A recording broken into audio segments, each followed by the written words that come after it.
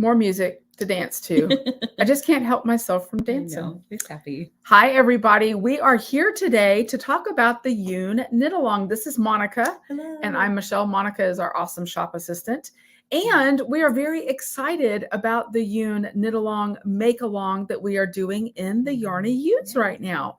So we wanted to take a little bit of time to discuss the pattern, talk about starts, some things that we've learned along the way. We know that we've got some brand new sweater knitters with us for this particular knit along. Monica is one of them. And so I'm really eager to hear her impressions and thoughts about the pattern and her progress so far as well. So this is just very informal. Hi, Dion. Good morning. Hi. This is just very informal. We're going to talk about some things and some tips and tricks that we've already encountered along the way to make your Eun knitting a more joyous journey. You're holding a swatch. I'm jealous because you actually swatched. I did. It's my little safety blanket right now. It's your safety blanket? Yeah, it is. Do you pet it and love on it? Just right Have now. you named it? Not yet. Okay. But that's an excellent idea. My security is not a chicken security. I don't know. I already did that security blanket. Gotcha. So tell us about your swatch. So Why did you do one? Because I'm under the impression that one should. I have yet to swatch up until this point, primarily because I haven't encountered a pattern where it's been especially necessary. Shawls. Gotcha. I've done hats as well. So I thought that I should start at the very beginning and do the thing. So I did my swatch.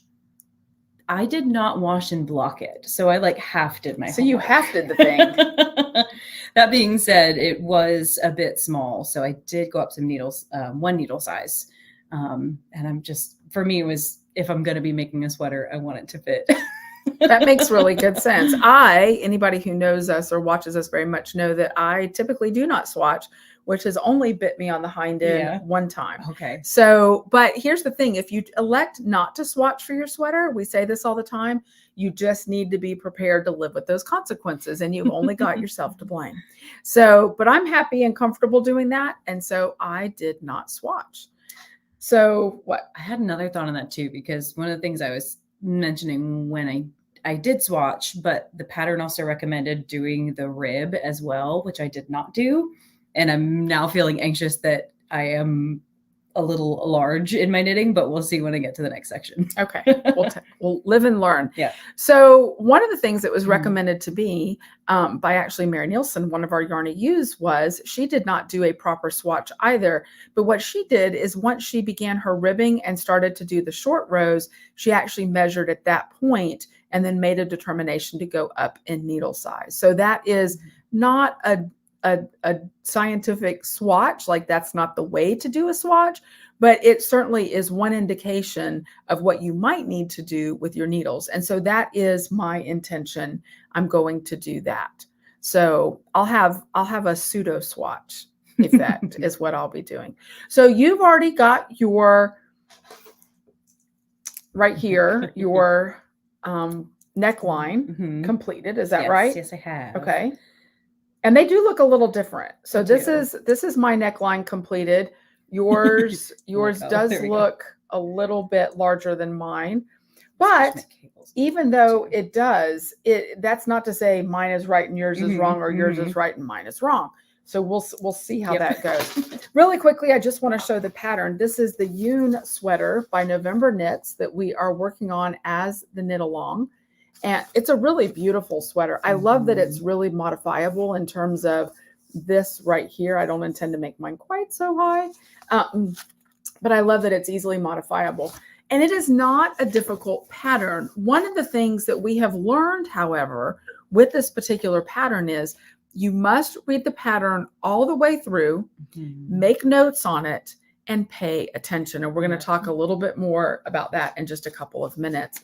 And the reason for that is we found that even some of our more experienced knitters who didn't do that initially ended up making some errors and had to go back and kind of redo that. So it's always good advice when you're approaching a new pattern to read it through anyway and make notes. Now, this is interesting. I'm always saying that that I like to do digital patterns, and you've heard that. Carolyn loves to do paper patterns. In this particular instance, I have put down the iPad for the pattern, and I am using this particular, the paper pattern. Now, Monica is still going digital, but she is able to color coding. Yeah, you're color coding and making notes on there, which I could do on mine as well, but I've elected not to in this way. Monica looks like she might be using a slightly longer cord. That is possible. I am. Absolutely possible. So yeah, so I've gone to a paper pattern, and the reason is because I'm making lots of notes, and we'll talk about that as well. So swatching is one of those things, making sure that you're reading the pattern. You can color code it like Monica is doing and making notes. So really quickly, I will mention that the designer has, if you've not gotten this far yet, where you have knit your collar down, basically, the designer does have a tutorial to show you how to do that. The problem with the tutorial is it's not in English. And I have a hard time reading subtitles and watching what's being done on the screen at the same time. But I will tell you that knitting the collar down is a super simple process. You basically just fold the collar up. You want to make sure it's kind of even. Grab the stitch behind where you began. Grab the stitch with your right hand needle, slip it to the left hand needle, and then knit the first stitch that was on your left hand needle with the one you just picked up. And you do that all the way around. But one important thing to keep in mind is as you're doing that, you want to make sure you're periodically checking so that it's an even knit together. So you don't end up over here with a lot of extra slack material that didn't get knit in time. So that's important to pay attention to. I did find, I think I found a tutorial outside of the one that was with the pattern maker. And I'd seen someone actually put a placeable marker on the end that needed to match up, which was one way to kind of make sure that you're aligned. Right. Yeah. That makes really, really good sense. So that's not a difficult process. Now, a couple things that I want to mention about this particular pattern that we have learned.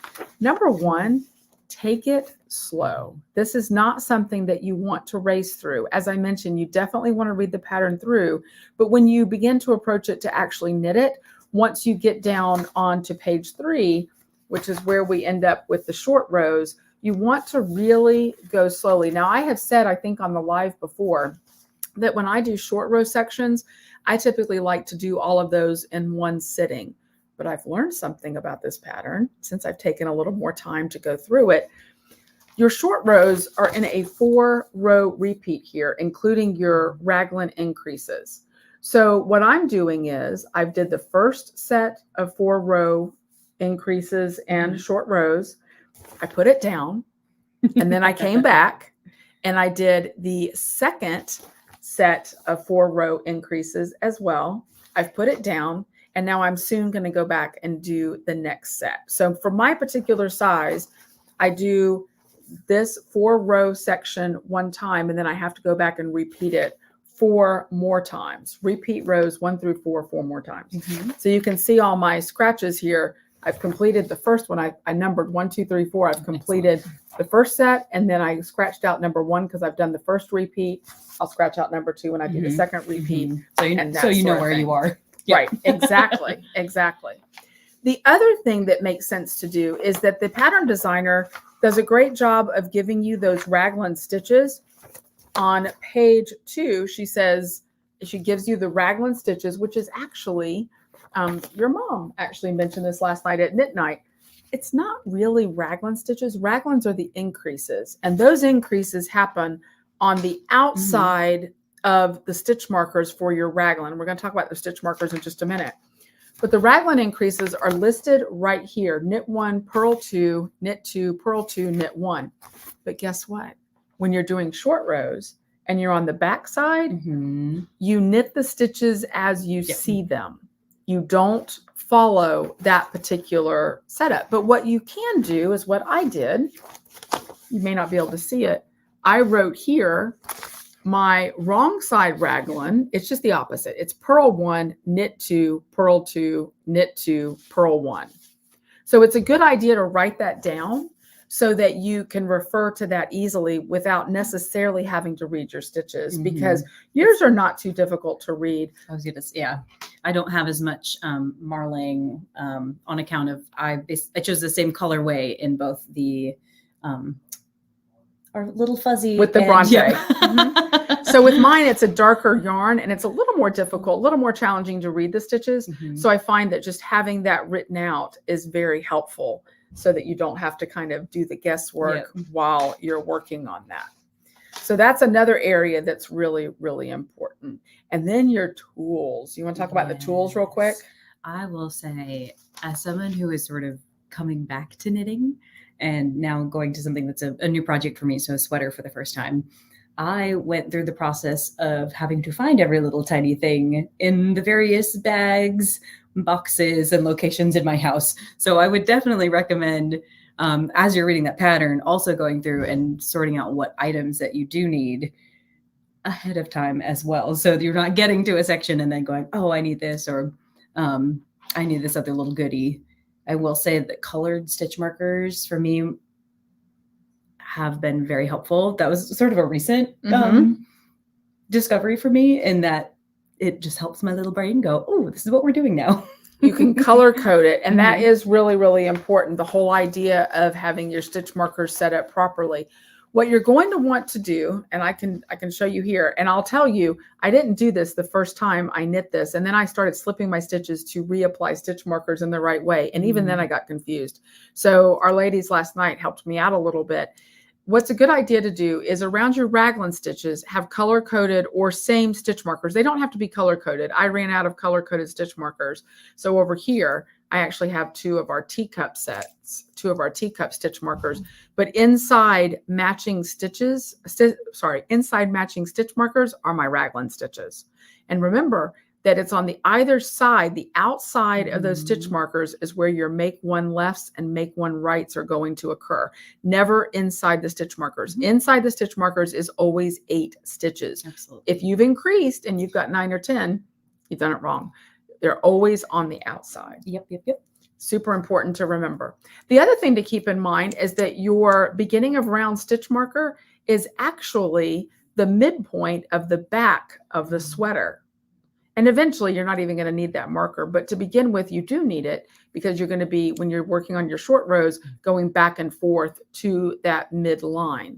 So that's very important to keep in mind as well. That's actually the back of the sweater. Monica's working on a schematic for us so that we can see exactly what your cuff should, I keep calling it a cuff, what your neckline should look like when you're looking at it. So you can understand that I'm right now, the way I'm holding it, there's my middle of the back and I have my little Union Jack there to tell me that's the right side. That's another important tool to have. It's something to show you right side and wrong side.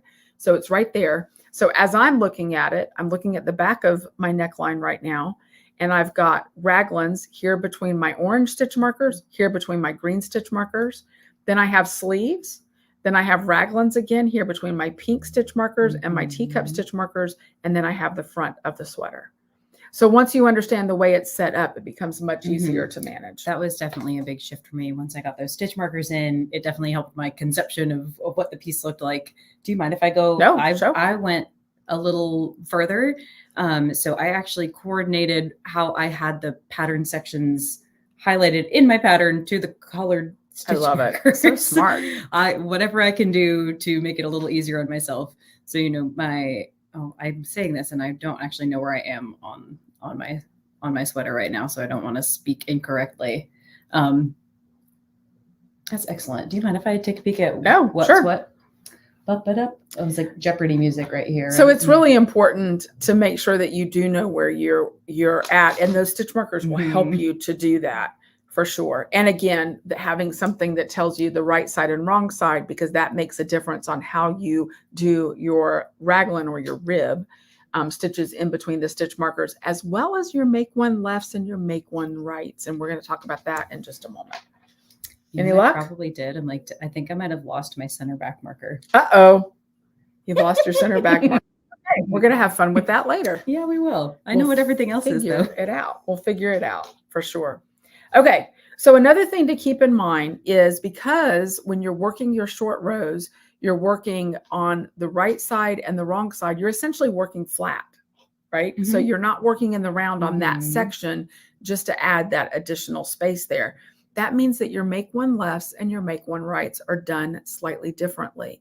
Number one, if you're doing your make ones on the wrong side, you're purling those stitches, not knitting those stitches. Mm-hmm. Additionally, the pattern designer on page, let me find it here.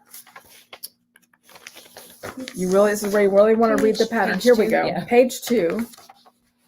You're going to reverse how you do your make one lefts and make one rights. They're not hard to do. You just need to read and do it properly. So make sure you read this section that she gives you on how to do the make one lefts and rights properly, depending upon the side of the sweater that you're on. Something to point out. And then one other important thing to point out is down below when you're doing your stitches. It says repeat rows 1 through 4 a further X number of times where each turn is made 2 stitches after the previous turn. Mm-hmm. So on row 1, I'm getting a little deeper in the weeds than I intended to. But on row 1, it says towards the end of that, make one left, knit 2, and turn.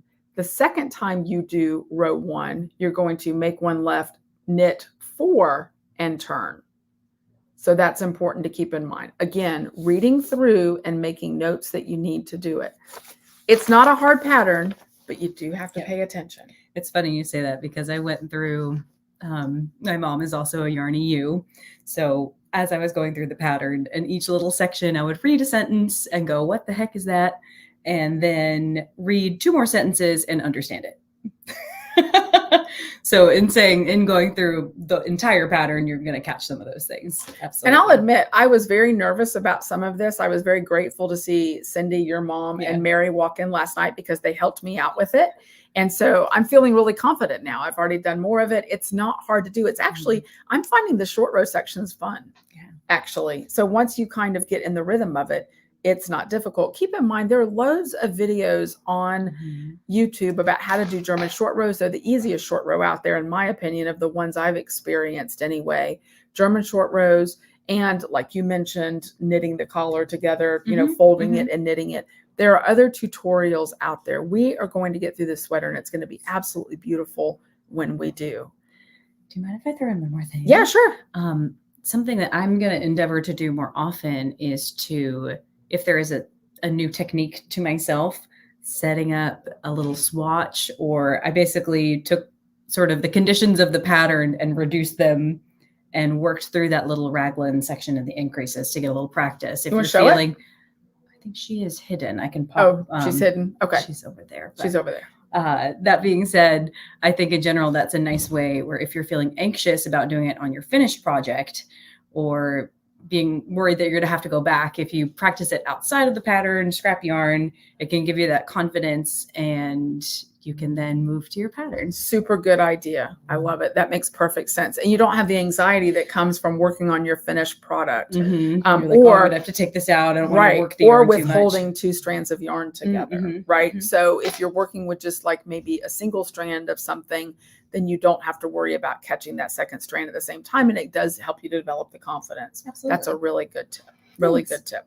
So the good news is once you get through this section, it's pretty much smooth sailing for the most part, I think, after that. So it's just being patient and working on that together. So if you're local and you're thinking, hey, I might like somebody to sit with me for a little bit, give us a call or contact me, shoot us an email, and we'll set up a time for you to come up to Needleworks and we can sit down with you and do it together. We want to make sure that everybody has good confidence. Now, we're going to continue to do weekly live videos as we progress through the pattern. And we're excited about that because, especially with Monica as a brand new sweater knitter, not being used to sweater construction as a whole, we think it will be helpful to hear kind of the things you're encountering and they're unusual to you, and maybe had questions about or some good discoveries about. Absolutely. No, So I'm very excited. You've done a great job. Oh, thank you. I'm like, so far, so good. I got the next little chunk to do, but confidence. So we're super excited, and be sure to post in the Yarny Ewes and let us know what you're thinking about the pattern or things that you have encountered. It's wonderful that we've got such a positive fiber environment that even, like I said, even Cindy and Mary helped me last night. I was grateful for that.